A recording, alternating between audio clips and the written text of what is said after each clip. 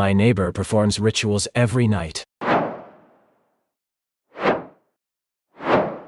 My name is Mark, and I never thought that moving into a new apartment building would turn into something straight out of a horror story. It all started on my very first night in the new place. The building seemed normal enough, old but clean, with a few families and some young professionals like me. I was tired from the move, eager to get some sleep. But then, just as I was drifting off, I heard it.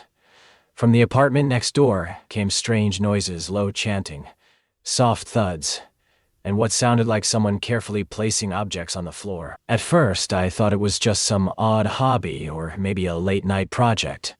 But as the nights passed, the sounds became more frequent, more intense. I tried to ignore it, convincing myself it was nothing unusual. But deep down, something told me to pay attention.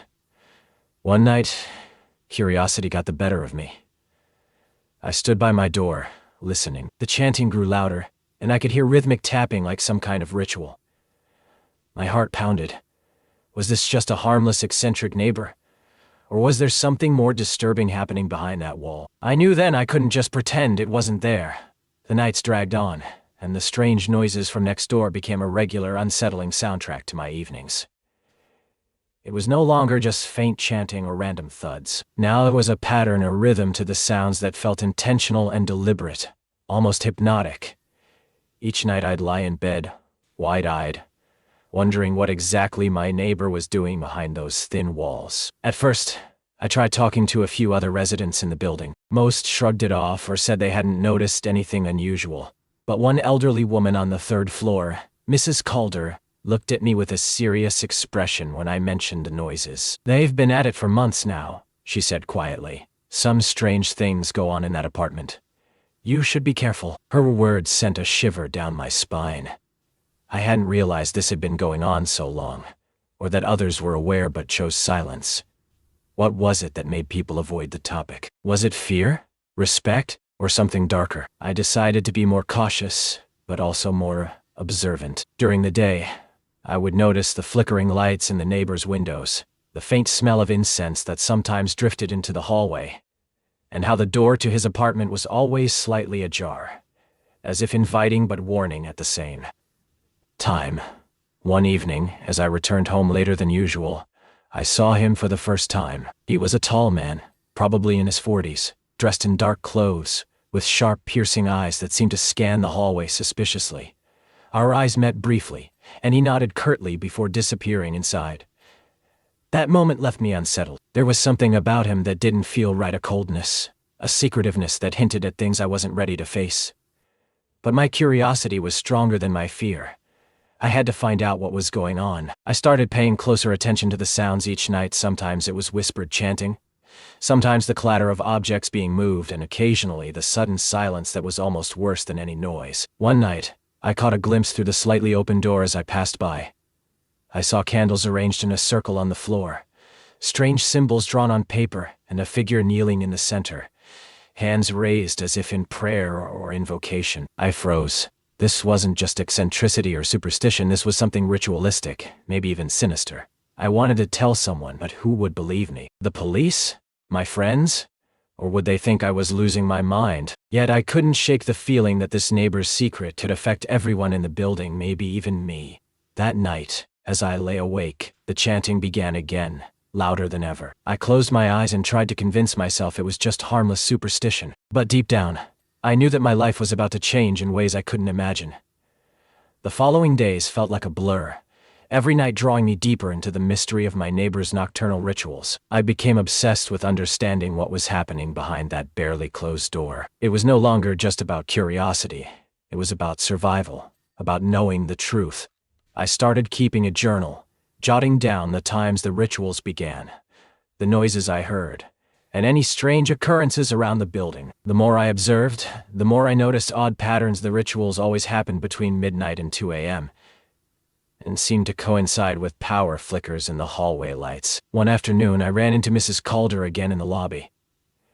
She looked at me with wary eyes, then whispered, "If you really want to know, be careful. There are things here that don't forgive."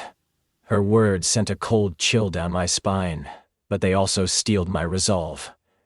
Determined to find answers, I began discreetly asking other neighbors. A few shared hushed rumors, stories about the previous tenant who had vanished mysteriously, strange symbols etched into the walls, and unexplained noises that had driven some residents away. Then, one night, the ritual noises abruptly stopped. That silence was deafening. I waited, heart pounding, but the chanting and tapping never returned.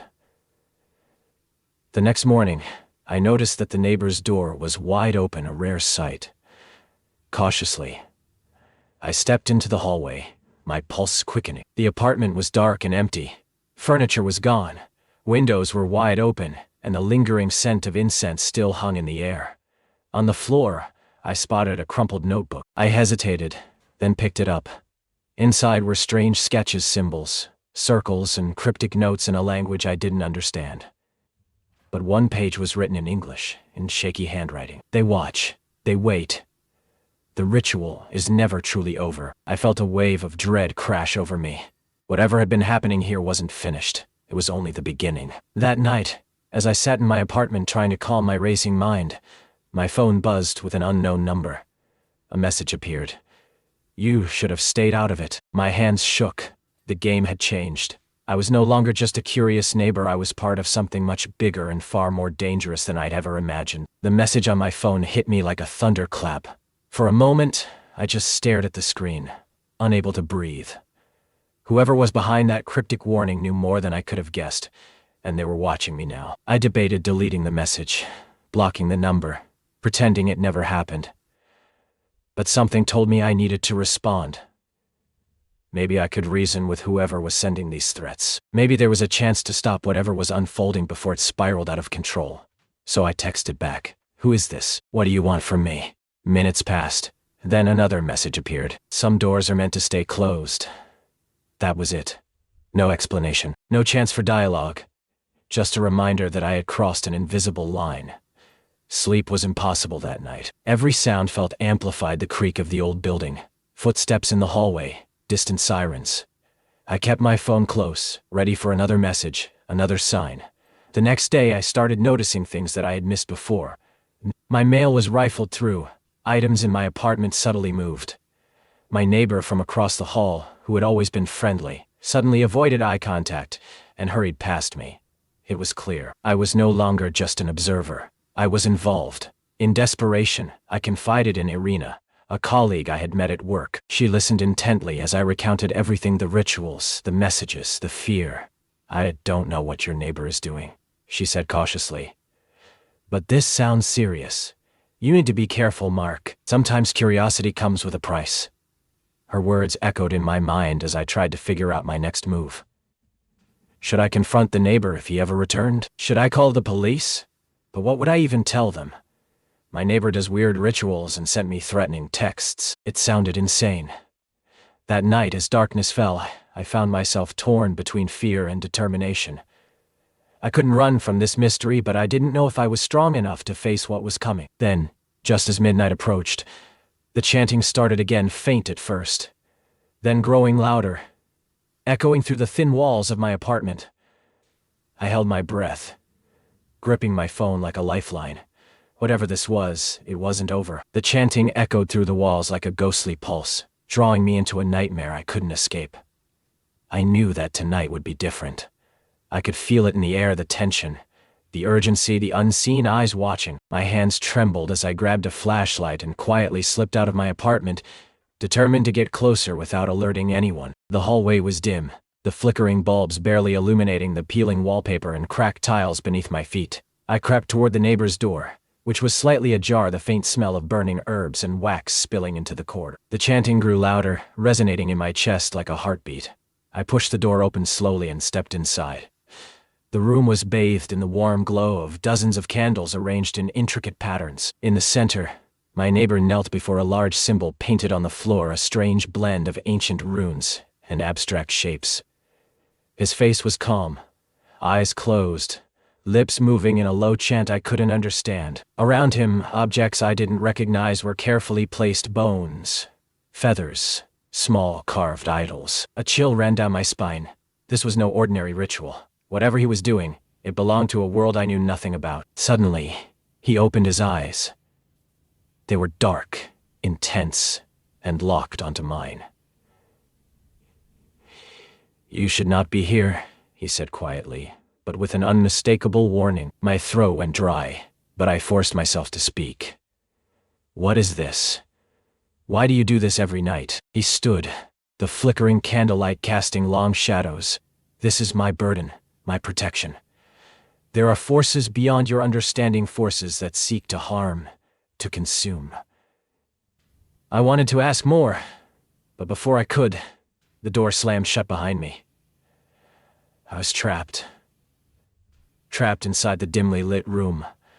I felt a surge of panic rising. The symbols, the candles, the strange artifacts, they all whispered secrets I wasn't meant to hear. My neighbor's eyes held a seriousness that brooked no argument. "You don't understand what's at stake," he said, his voice low but steady. "This ritual is not just tradition or superstition. It's a shield. A barrier against something that once came too close." I swallowed hard. Why involve me? Why show me this? He hesitated, then sighed. "Because the boundary is weakening. The things we keep at bay are stirring again. I need someone to witness, to understand, because soon, it won't be just my fight." My mind raced. What kind of nightmare had I walked into? And what did he mean by things stirring? Suddenly, the room grew colder. A faint whisper seemed to float in the air, indecipherable yet chilling. The candles flickered violently, casting eerie shadows that danced on the walls. My neighbor stepped forward and placed a hand on my shoulder. "You have a choice. Ignore this and return to your life, or stand with me and face what's coming." I looked into his eyes and saw a man burdened with a heavy responsibility, but also a flicker of hope that I could help.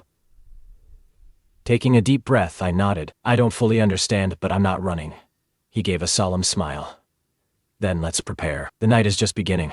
As the chanting resumed, I realized my life had irrevocably changed.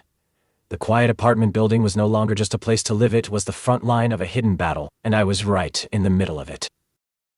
If you like this video, please subscribe for more.